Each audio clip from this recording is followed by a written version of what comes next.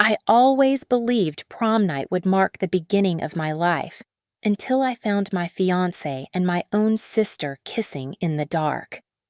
10 years later, I am sitting in a limousine next to his billionaire best friend, twisting a platinum engagement ring that feels like a weapon. We are about to walk into a party where my betrayers are the guests of honor, and they have absolutely no idea that I am coming to burn their perfect world down. My name is Rachel Monroe, and tonight I am playing the role of a lifetime. The leather seat of the limousine is cool against my bare legs, a stark contrast to the feverish heat rising in my chest. Beside me sits Caleb Sterling, the self-made billionaire and CEO of Sterling Dynamics. But to the world outside these tinted windows, he is simply my fiancé.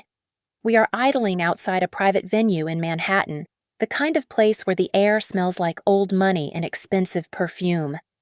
I glance down at the heavy cream cardstock in my hands, the guest list for tonight.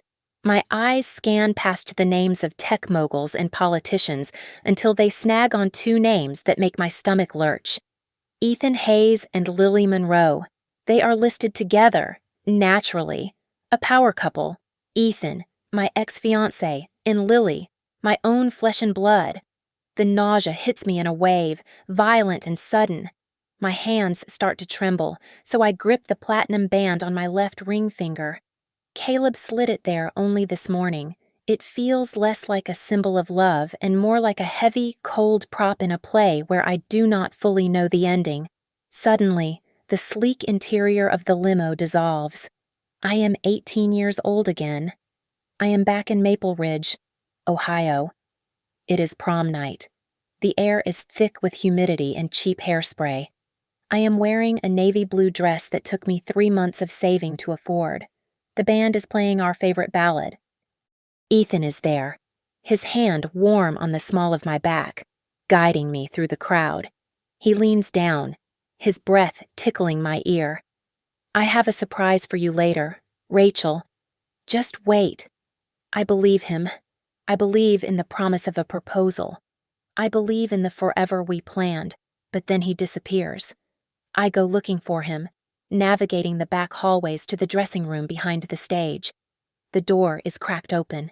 It is dark inside, but I hear them before I see them.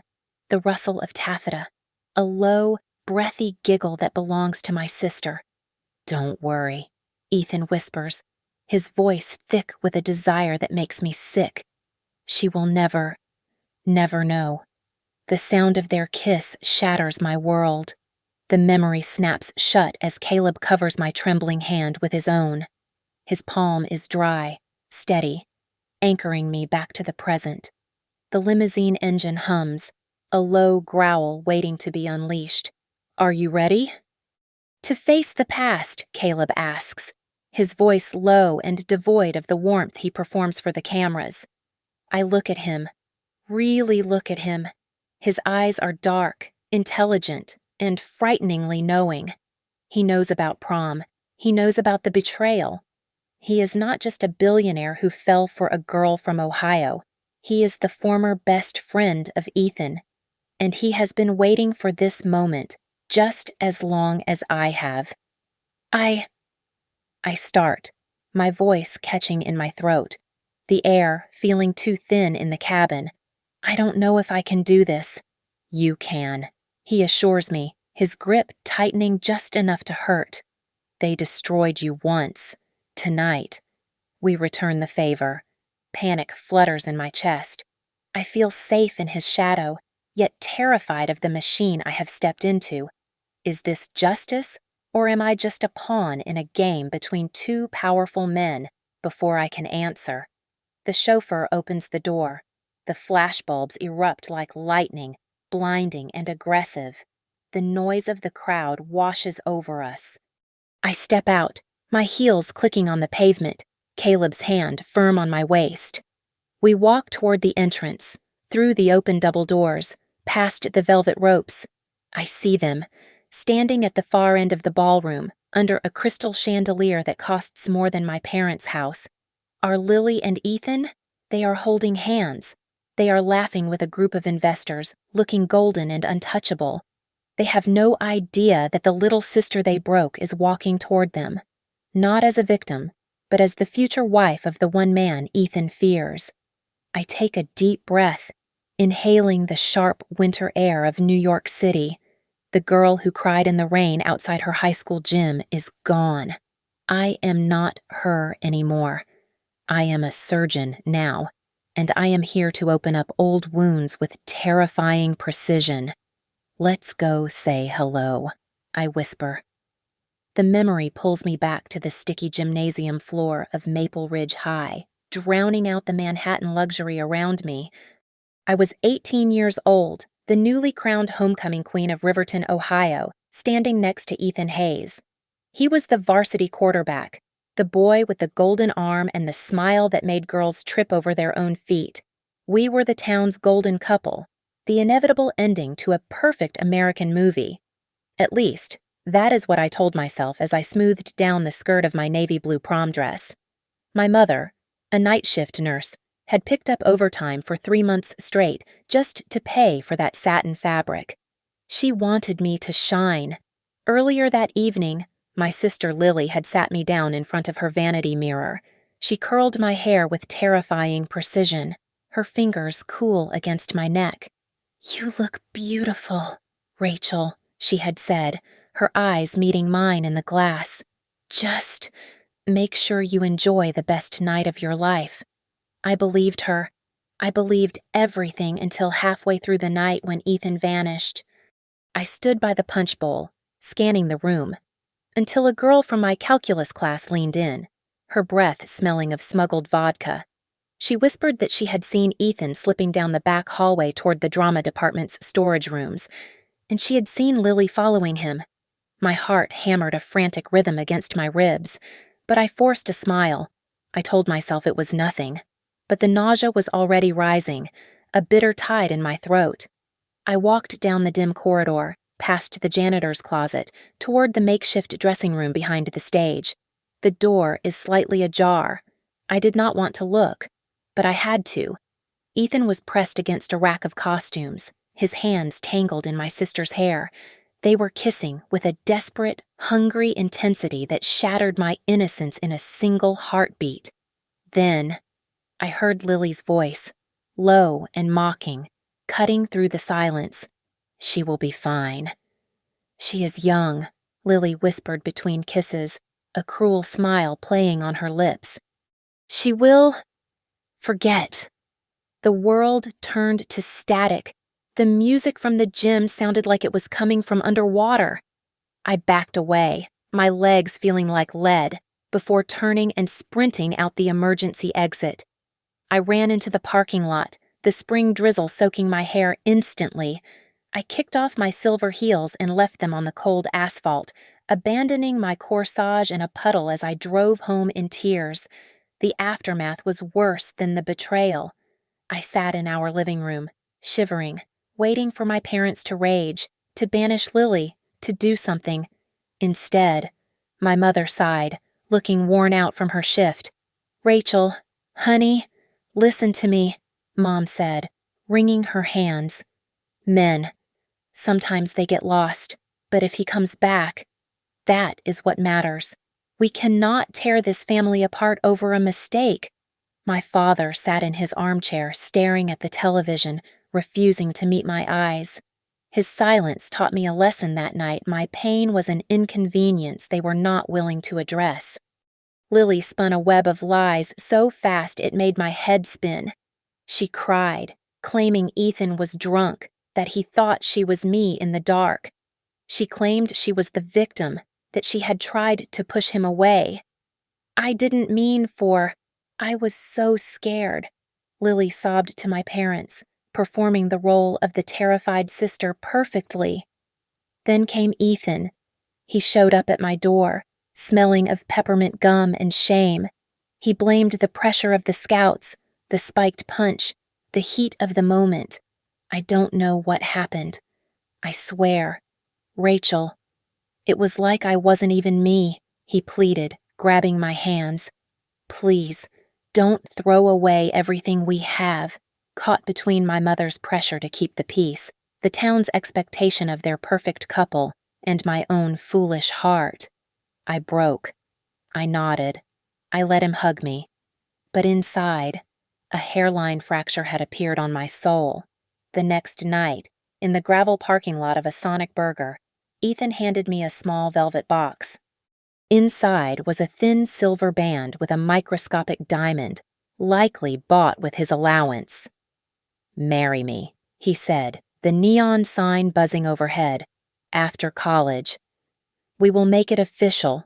I promise. I will never look at anyone else." I said yes. I wore the ring. I pretended the previous night had never happened. But as we hugged, I looked over Ethan's shoulder and saw Lily standing by her car a few yards away. She was not crying. She was not sorry. She was watching us with a cold, impassive stare, like a predator who had just decided to save her meal for later. College became a blur of cheap instant coffee and heavy marketing textbooks. I attended a sensible state university, balancing my classes with double shifts at a campus cafe to pay my rent. Meanwhile, Ethan was living in a completely different stratosphere. He had secured a full scholarship to a massive NCAA Division I school 3 hours away, where he was treated like royalty. His life was a montage of frat parties, tailgates, and girls who wore his jersey number on their cheeks. Lily had moved to the city immediately after high school. She was working in high-end real estate, posting photos of sleek penthouses and marble lobbies, crafting an image of the successful cosmopolitan sister that made my parents beam with pride. "Look at her," my mom would say over the phone. "She is really making a name for herself." I tried to be happy for her, just as I tried to be understanding of Ethan. His texts became sporadic, often single-word replies sent days late.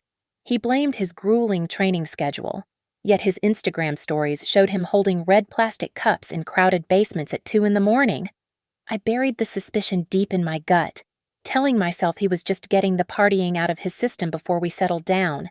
Then came the weekend I decided to surprise him. I drove 3 hours in my beat-up sedan, imagining the look of joy on his face. When I let myself into his off-campus apartment with the spare key he had given me freshman year, the living room was empty. I walked toward the kitchen and stopped dead. Lily was standing at the stove, making scrambled eggs. She was wearing one of Ethan's oversized university t-shirts and nothing else but socks. "Rachel?" she asked, freezing with the spatula in mid-air. I didn't know you were coming." Ethan walked in a second later, rubbing sleep from his eyes, wearing only boxer shorts. The air left the room. "It is not what it looks like," Ethan said quickly, holding up his hands. "Lily had a showing in the next town over. She just crashed on the couch because it got late." "Right. Lil." "Right," Lily said, her voice regaining that smooth, practiced confidence. "You know how late I work. I was just making breakfast to say thank you." We went out for a tense dinner that night at a local chain restaurant. I sat across from them, feeling like the third wheel in my own relationship. Ethan would not meet my eyes.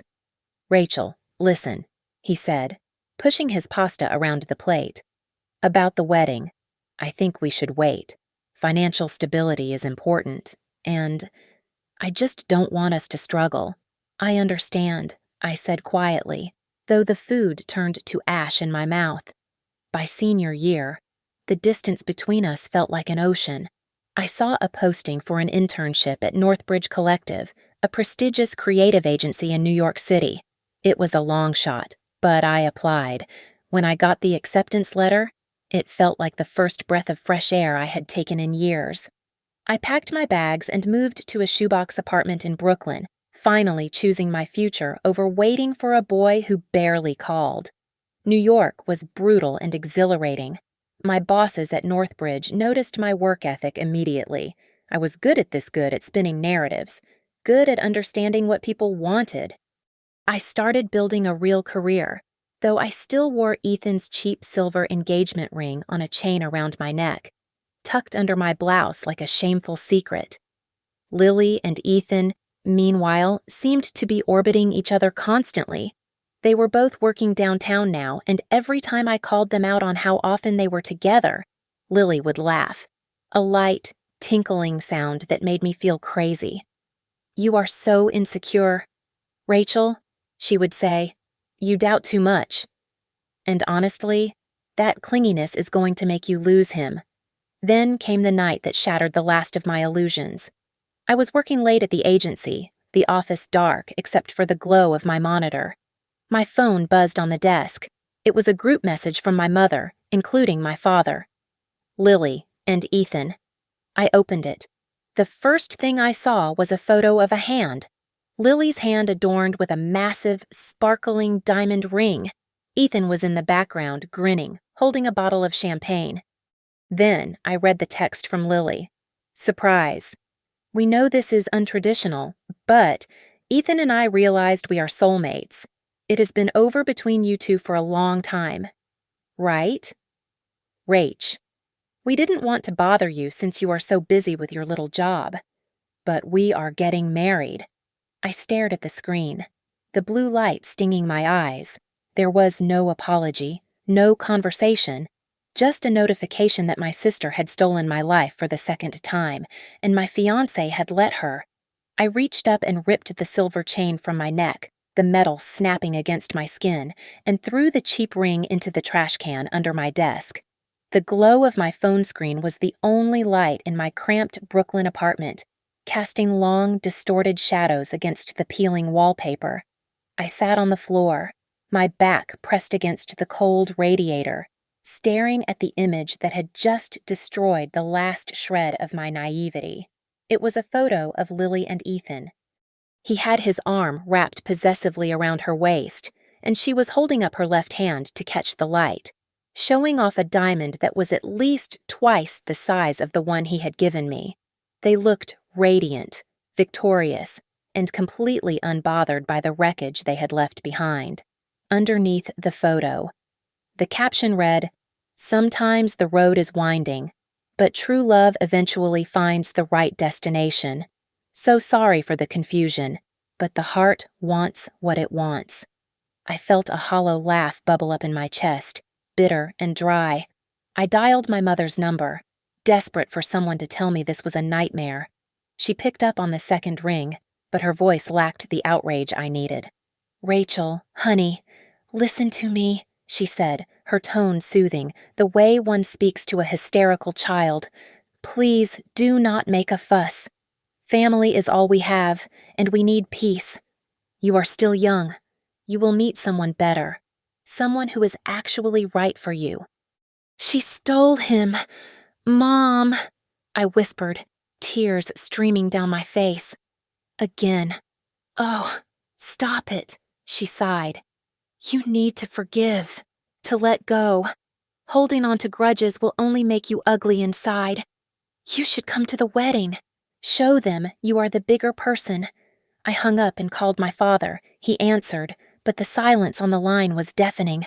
"Dad," I choked out. "I am sorry." "Rachel," he said, his voice barely a murmur. "I am sorry I didn't protect you better. I am just so tired of the fighting. The line went dead. That was the moment I realized I was truly an orphan in my own family. My parents had chosen the path of least resistance, and that path was paved over my spine.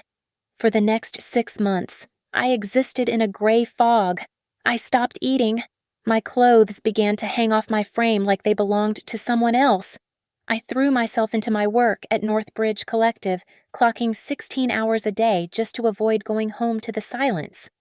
I blocked Lily and Ethan on every social media platform, but the news of their extravagant wedding plans still seeped through the cracks, whispers from mutual friends, updates from distant cousins. It was Maya, a senior copywriter at the agency, who finally dragged me out of the darkness. She found me crying in the supply closet one afternoon and took me to a group therapy session in a church basement in Manhattan. It was a room full of people who had been discarded by the ones they loved. When it was my turn to speak, my voice shook. My sister, she stole my fiance. Twice. The therapist, a sharp-eyed woman named Dr. Evans, helped me see the pattern. Lily was the golden child, the taker. I was the scapegoat, raised to yield, to sacrifice, to keep the peace. Prom night had not been an accident. It was the establishment of a hierarchy that I had accepted for too long. When the invitation to their wedding arrived, a heavy, cream-colored envelope inviting me to a luxury resort in Florida, I did not burn it. I simply threw it in the recycling bin. I did not go. Instead, I sent an email on the morning of the ceremony. Congratulations on your union. Unfortunately, my schedule does not allow me to attend. Wishing you the life you deserve. I signed it Rachel Monroe, Senior Strategist, Northbridge Collective. It was a small, petty act of rebellion, a reminder that I was not just the sad little sister anymore. I was becoming someone important. Years passed. I climbed the corporate ladder with a ferocity that scared some of my peers. I became known as the woman who could salvage any brand, the strategist who could spin any disaster into gold. But the wound never fully healed. Every time I saw a prom picture, every time I read a headline about sisters being bridesmaids, a cold, hard rage would ignite in my chest. I swore to myself I would never go back to Maple Ridge. I swore I was done with that life. And I meant it, until a Tuesday afternoon when my assistant transferred a call to my desk. Rachel, she said, I have a potential client on line 1. It is a massive account, Sterling Dynamics. My hand froze over the receiver. Sterling Dynamics, the company founded by Caleb Sterling, the billionaire tech mogul, the man who had been Ethan Hayes' college roommate and best friend before they mysteriously fell out. I picked up the phone, and as I heard the crisp, professional request for a meeting, I realized the universe was not done with me yet. It was handing me a knife. And for the first time in my life, I was ready to use it. The conference room at Sterling Dynamics was a fortress of chrome and glass, suspended on the 45th floor above Midtown Manhattan. It was designed to intimidate, but I had spent the last 5 years building armor thicker than these walls. I stood at the head of the mahogany table, clicking through the final slide of my presentation. Your technology is flawless. Mr. Sterling, I said, meeting the gaze of the billionaire sitting at the far end. But your brand is cold. People trust your algorithms to make them money, but they do not love them. And in a market saturated with AI, indifference is a death sentence. The room went silent. Caleb Sterling did not blink. He was younger than I expected, with sharp features and eyes that seemed to dismantle everything they looked at. He leaned forward, ignoring his board of directors. You are telling me my company has no soul, he stated flatly. I am telling you that you need to give it one. I replied without flinching. He stared at me for 3 long seconds before a small, almost imperceptible smile touched his lips. You are hired. As the room cleared out, Caleb signaled for me to stay. He walked over, his demeanor shifting from CEO to something more inquisitive. Monroe, he said, testing the name. It is not a common name in this city. You are from Ohio, right? I stiffened slightly, my professional mask slipping. Yes, a small town called Riverton. He nodded, a flicker of recognition passing behind his eyes, though his face remained impassive. 2 hours later, I received an email from his private address. It was not a calendar invite from an assistant, but a direct message inviting me to dinner to discuss the campaign strategy. I expected a reservation at Le Bernardin or somewhere equally ostentatious. Instead, I found myself in a dimly lit, hole-in-the-wall Italian restaurant in the West Village, the kind of place with checkered tablecloths and candles dripping wax onto Chianti bottles. Caleb was already there, wearing a dark cashmere sweater instead of his suit. He poured me a glass of wine, skipping the small talk. I know who you are, Rachel, he said quietly after the waiter left. I went to college with Ethan Hayes. The sound of Ethan's name in this intimate setting made my stomach drop. I gripped the stem of my wine glass. "I assumed you might know him," I said, my voice tight. "You were friends. We were roommates," Caleb corrected. "For 2 years, until I could not stomach him anymore." He looked at me, his expression softening into something like pity, which I hated. "I was there when he came back to the dorms after everything happened with your sister." I looked away, staring at the candle flame. "I am sure you heard a very entertaining version of the story." "I heard a version," Caleb said, his voice hardening. "Ethan was drunk. He was bragging to anyone who would listen. He treated it like a sport. He called it." Completing the set, the air left my lungs. I felt the blood drain from my face. I had always imagined Ethan was at least conflicted, at least somewhat tortured by his betrayal.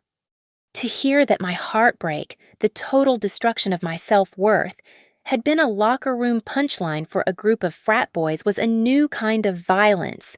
"He laughed about it," I whispered, unable to keep the tremor out of my voice. "He did," Caleb answered, his eyes locking onto mine with an intensity that made me shiver. And that was the moment I decided I was done with him. It was not just cruel, Rachel. It was cowardly stupidity. I cut him off a few years later. He kept coming to me for money, trying to leverage our friendship for his pathetic little ventures. I have not spoken to him in years. We finished the meal in a heavy, charged silence. When we walked out onto the cobblestone street, the winter air was biting. Caleb walked me to the corner to hail a cab. He stood with his hands in his pockets, looking at me with a strange calculation. "You still hate him," he observed. It was not a question. "I despise him," I admitted, the venom in my voice surprising even me. "And I despise her. They built their perfect life on my ruins." Caleb nodded slowly. He stepped closer, lowering his voice so only I could hear over the distant traffic. "You know, Rachel, I believe in balance sheets, in debts being paid." He paused, his gaze drifting up the street. "Ethan is desperate for validation. He wants into my world. He wants the power I have. Sometimes, the best way to handle a man like Ethan is to show him he can lose everything exactly the way he made others lose it." He opened the cab door for me, but his words stayed suspended in the cold air between us. As the taxi pulled away, I watched Caleb fade into the night. My heart was pounding, not with fear, but with a sudden, terrifying clarity. I realized I did not just want to survive my past anymore. I wanted to weaponize it. If Ethan and Lily wanted a seat at the high table, I would give it to them. And then I would pull the chair out from under them. The ink on the contract with Sterling Dynamics was barely dry before Caleb made his first demand. I had to be the face of the account. No junior associates, no delegates. For the next 2 months, I became a fixture in his world.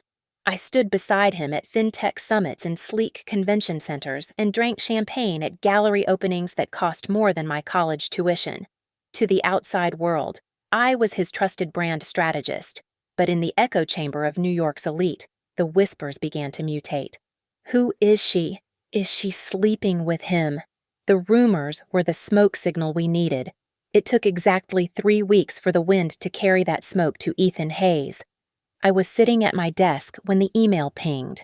The subject line read, "Long time no see." My heart did not race.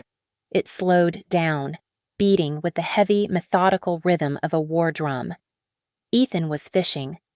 His new hedge fund had been quietly rejected by Caleb's venture capital arm 6 months ago, and now, seeing his ex-fiancée standing next to the Golden Goose, he saw a back door.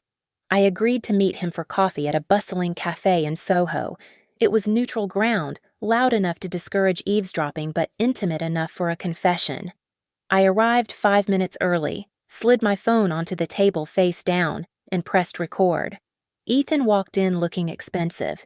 He wore a tailored suit that screamed success, but his eyes darted around the room with the frantic energy of a man whose foundations were cracking. "Rachel," he breathed, pulling out a chair. "You look incredible. Seriously, New York suits you. It has been 10 years. "Ethan," I said, keeping my voice cool, ignoring the way his smile tried to charm me like it was homecoming week all over again. "I know," he sighed, looking down at his espresso. "I have been thinking about you a lot lately, seeing your name in the press. It brought it all back. I was such a mess back then. I was young, stupid, and I let things get out of hand. He was good. He sounded almost sincere. But I was not listening to the tone. I was listening for the pivot. It is water under the bridge." I lied, stirring my tea. "We all make mistakes." "Exactly," he said, leaning in, his eyes gleaming. "Speaking of which, I see you are working closely with Caleb Sterling now. That is huge. He is a tough nut to crack. I actually tried to pitch him last year, but, well, you know how these things go." There it was. The hook. "He is very particular about character," I said softly, laying the trap. "He has this thing about loyalty.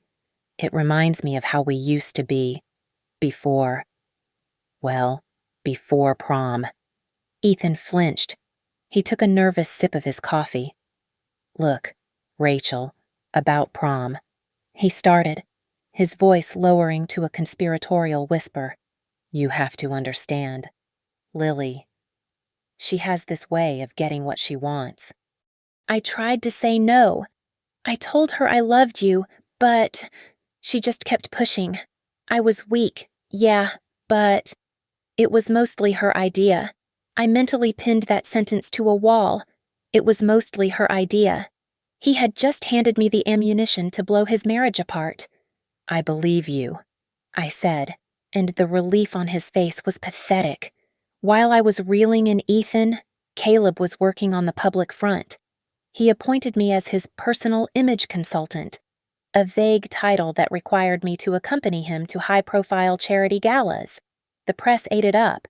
The headlines shifted from Sterling Dynamics CEO to Caleb Sterling and his mystery brunette. Lily, who measured her self-worth in likes and social standing, began to crack. She sent me a text after a photo of Caleb and me at the Met Gala went viral. "So proud of my little sister. You look amazing. We should all get dinner sometime. Bring your new friend." I stared at the screen, imagining her manicured nails tapping furiously against the glass, terrified that I was ascending to a level she could not reach. I typed back a reply designed to keep her awake at night. "Thanks, Lily.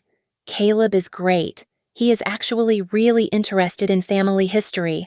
I told him a few stories about us growing up. He is dying to meet you and Ethan." I let that hang in the air, the implication that Caleb knew everything.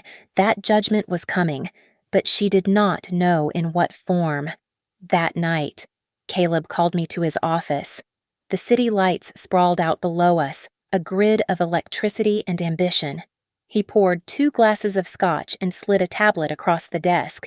It showed a graph of social media engagement surrounding our recent appearances. "They are watching." "Rachel," Caleb said, his voice low and devoid of humor. "Ethan called my secretary 3 times today trying to set up a meeting. And your sister started following 3 of my private accounts. They are scared," I said, taking a sip of the amber liquid. "They are wondering how much you know." "Let's stop making them wonder," Caleb said, walking around the desk to stand next to me. "Let's give them a show they cannot look away from. The media is already speculating. If we confirm a relationship, if we get engaged, it forces them into our orbit. They will have to come to the party. They will have to smile while we dangle the one thing they want access and power right in front of their faces." He looked at me, his eyes dark and serious. "Are you ready to play the blushing bride, knowing that the wedding is just a guillotine waiting to drop?"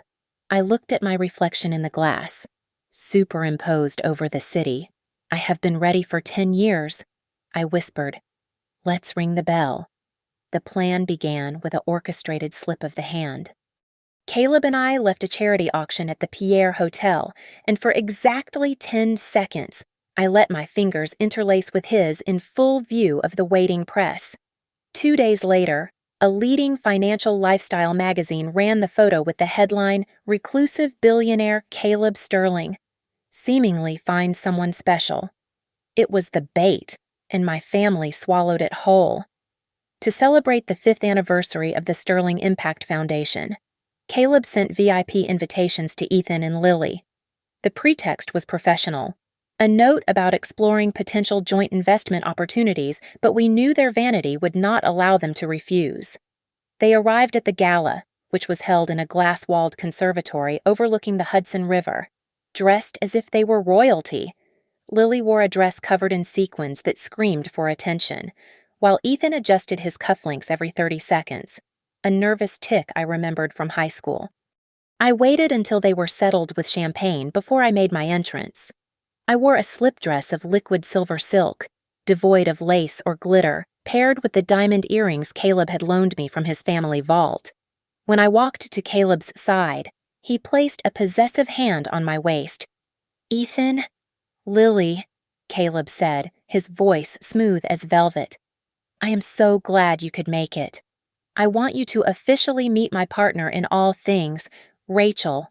The shock on their faces was a masterpiece. Ethan looked from Caleb to me, his mouth opening and closing like a fish out of water. He was suddenly the smallest man in the room, standing between his ex-fiancée and the billionaire best friend he had betrayed. "Rachel," Ethan stammered, his eyes darting around the room to see who else was watching. I didn't realize you two were quite this close." "We are very close," Caleb answered, tightening his grip on me. "Rachel is the brilliant mind behind my company's rebranding. She saved a $20 million campaign that my previous team had nearly ruined. She is quite extraordinary." I watched Lily's face curdle. Her eyes immediately dropped to my hand, scanning for a ring, then to my dress, assessing its cost. She was doing the math, realizing that the sister she had pitied was standing at the center of a circle she could only dream of entering. To compensate, Ethan began to talk too loudly. "That is fantastic, really," he said, puffing out his chest. "My fund has actually been crushing it this quarter. We are up 15%. I was telling the guys at Goldman the other day that—" He was posturing, trying to inflate his importance to match the room. It was pathetic. Caleb listened with a polite, bored smile, waiting for the right moment to strike. "It sounds like you are busy," Caleb interrupted gently. "But Rachel, she operates on a different level. While she is solving crisis management, I suppose someone needs to handle the social climbing.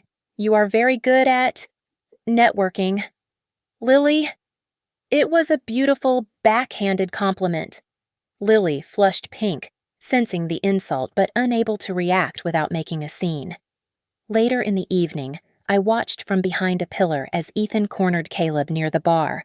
I could not hear every word, but I saw Ethan lean in, using his hands expressively, pitching a deal. Caleb stood perfectly still, swirling his drink. Then he leaned down, cutting Ethan off. I moved closer, needing to hear it. "Look, Ethan," Caleb said, his voice low enough that only they could hear, but cold enough to freeze the air. "I remember college. I remember you stumbling into our dorm room, laughing about how you had conquered two sisters from the same house. You called it a strategy." Ethan turned pale, his confident facade crumbling instantly. "Caleb, that was years ago." "I was a kid," Ethan whispered, looking terrified. "You were a man who broke a promise for sport," Caleb replied, stepping back. "I don't do business with men who lack basic integrity. Enjoy the champagne." "Ethan, it is on the house." Caleb walked away, leaving Ethan standing alone in the middle of the crowded room, looking like he had just seen a ghost. I watched Caleb move through the crowd, shaking hands, smiling that enigmatic smile. For the first time, a shiver of true fear mixed with my satisfaction. I looked at Ethan, broken and confused, and then at Caleb, powerful and ruthless. I realized I was standing on a razor's edge. I had started this to get justice for the girl who cried in a parking lot, but now I wondered if I was truly the one in control. Was I the queen on this chessboard, or was I just another piece Caleb was moving to settle his own score? And when the king falls, who else gets crushed in the collapse? The wind on the rooftop of the Sterling building was fierce, whipping my hair across my face. But Caleb was steady as a rock. He knelt on the concrete, holding a ring that was far more modest than the one I wore for the press, yet somehow infinitely more valuable. There were no paparazzi helicopters, no hidden flashbulbs. Just a single photographer Caleb had hired to document the moment for us. "Marry me, Rachel," he said, his voice stripped of the corporate armor he usually wore, not for the cameras, but for us. Because we make a hell of a team. I said yes, and for a terrifying moment, the tears that spilled down my cheeks were real. I realized that somewhere in the midst of this orchestrated revenge, I had started to rely on him. But as he slid the ring onto my finger, the cold metal reminded me of the true purpose of this union. The wedding was not a celebration. It was a net, and we were about to haul in the catch. News of the engagement brought Lily back into my life with the force of a hurricane. She called me daily, her voice dripping with a saccharine sweetness that made my teeth ache. "I missed you so much, Rach," she cooed over the phone one afternoon. "I was thinking, maybe I could stand by your side, sisters, again. It would mean so much to Mom." She did not care about me. She cared about being the maid of honor at the social event of the decade. She wanted the proximity to power. "I will think about it," I replied, letting her dangle. Then came the masterstroke. Caleb suggested we invite Ethan to be a groomsman. "It is twisted," I told him as we reviewed the guest list. "It is poetic," Caleb countered, pouring himself a drink. He introduced us, in a way. He is the witness to our history. "Make him do it." I asked Ethan over lunch. He looked like he had swallowed a lemon. "A groomsman," he asked, shifting uncomfortably in his seat. "Rachel, that is a little weird, isn't it?" "Considering our history?" Caleb insists. I lied smoothly. "He thinks of you as the bridge that brought us together." Ethan opened his mouth to refuse, his instinct for self-preservation finally kicking in, but Caleb had anticipated this. He walked into the restaurant at that exact moment, clapping a hand on Ethan's shoulder. "I hope she is asking you the big question." "Ethan," Caleb said, grinning, "by the way, my team is closing a $50 million seed round for that AI project next week. We have one seat left for a partner fund. Perhaps we could discuss it at the fitting." The hesitation vanished from Ethan's eyes, replaced instantly by greed. "I would be honored," Ethan said, shaking Caleb's hand. He sold his dignity for a seat at the table, just as we knew he would. The wedding planning became a battlefield. My mother was relentless, trying to force a reconciliation narrative that did not exist. During a dress fitting, she cornered me while Lily was preening in a bridesmaid gown she had bullied me into approving. "Just take the picture," Rachel Mom snapped, gesturing for the photographer. "You two look so lovely together. Put the past behind you." "Why do you have to be so difficult?" My father stood by the window, looking out at the street. He offered me a small, sad smile, but said nothing. He was a ghost in his own family, too weak to stop the train wreck he saw coming. But the real darkness lay in the files Caleb brought home a week before the engagement party. He laid a manila folder on the coffee table. Inside were financial reports and legal documents concerning my sister and her husband. "Your sister is in trouble," Caleb said, his voice devoid of emotion. "She brokered the sale of a luxury condo in Tribeca, knowing the building had severe structural foundation issues. The lawsuit is pending. But she buried the disclosure forms. That is fraud. He flipped a page. And Ethan. He is dipping into his fund's liquidity pool for personal expenses, first-class trips, jewelry, car payments. If the SEC looks at this, he goes to federal prison. I stared at the papers. The numbers were damning. This wasn't just social embarrassment or a ruined reputation. This was prison time. This was total annihilation. Did you know this before we started? I asked, looking up at him. I knew where to look. Caleb answered, I am giving you the trigger. Rachel, you decide if you want to pull it. I looked at the evidence of their corruption. I thought about the prom. I thought about the text message Lily sent me when she got engaged to my fiance. I wanted them to hurt. Yes, I wanted them to feel the humiliation of being second best. But destroying their lives completely, putting them behind bars. A cold shiver ran down my spine.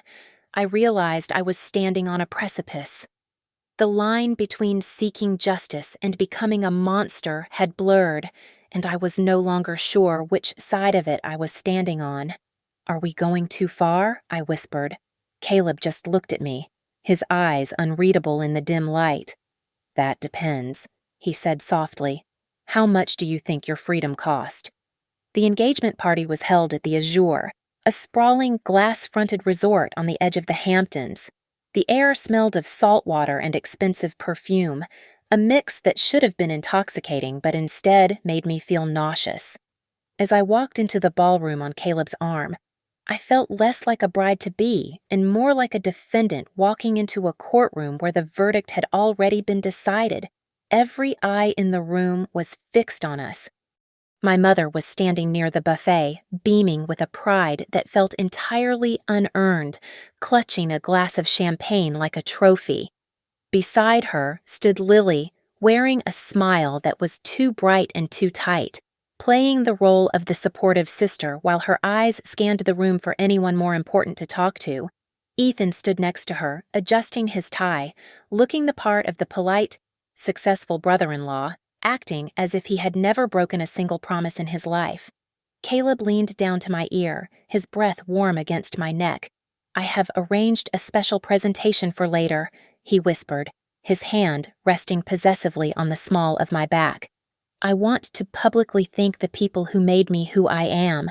I think you will find it illuminating. A cold knot tightened in my stomach.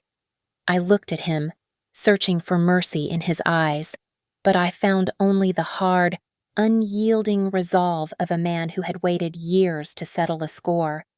Caleb. I started, but he was already pulling me toward a group of investors. Half an hour later, I slipped away to the backstage holding area to catch my breath. The noise of the party was muffled here, replaced by the hum of air conditioning. I turned a corner and nearly collided with Ethan. He jumped, his drink sloshing over the rim of his glass. Rachel, he said, letting out a breath. He looked tired. The veneer of the successful hedge fund manager was cracking under the lights. I needed a minute. It is intense out there. It is a party. Ethan, I said, crossing my arms. You used to love parties. He looked at me, and for the first time in 10 years, he dropped the act. Do you actually love him? Rachel, he asked, his voice low and desperate. Or is this some kind of performance? Because I have to be honest, I feel like I am being punished. I don't even know what I did to deserve this level of pressure. I stared at him, stunned by his audacity. You think you are the only one who has ever been hurt? I asked, my voice trembling with suppressed rage. You think you are the victim here. Do you remember the email? Ethan, the one where you told me you were marrying my sister because true love finds a way. You didn't just break my heart. You and Lily made a mockery of my existence. Ethan flinched as if I had slapped him. He opened his mouth to speak, but the realization washed over his face. He finally saw me not as an inconvenience in his past. but as a person he had dismantled piece by piece. From the shadows of the corridor, I saw a flash of movement. It was Lily. She had been watching us. She saw the intensity, the raw emotion between Ethan and me, and her expression twisted into pure, ugly jealousy. She turned and disappeared into the private bridal suite. Later, Caleb would show me the security footage from that room. It showed Lily pacing frantically, her hands shaking as she dry swallowed 2 Xanax pills, staring at her reflection with terrified, hollow eyes. I returned to the ballroom just as Caleb pulled me aside to show me the teleprompter script for his speech. I scanned the text, and my blood ran cold. It wasn't a standard thank you speech. It was a parable about a friend who destroyed a good woman, filled with metaphors that were so specific they acted like targeted missiles. "Caleb," I whispered, panic rising in my throat. "This is too much. If you say this, there is no coming back. You will destroy them." "That is the point," he said calmly. I looked out at the crowd. I saw my parents. I saw Ethan's terrified face near the bar. I saw Lily walking back in, looking glassy-eyed and unstable. I stood at the crossroads. I could let Caleb burn them to the ground, exposing their fraud and their cruelty to the entire world. Or I could stop the machine we had built. Before I could decide, the lights in the ballroom dimmed. A hush fell over the 300 guests. The master of ceremonies' voice boomed over the speakers, welcoming Caleb to the stage. Behind the podium, a massive projection screen flickered to life. I expected a logo, or perhaps a photo of Caleb and me. Instead, a grainy, high-contrast image filled the wall. It was Maple Ridge High. It was a photo from 10 years ago. I was in my navy blue dress, looking young and hopeful, and in the background, slightly out of focus but unmistakable to anyone who knew where to look, were Ethan and Lily, standing too close, their betrayal captured in a single frame of history. The murmurs began instantly. The past was no longer a memory. It was a weapon, and it was pointed directly at the VIP table. Caleb's voice boomed through the speakers.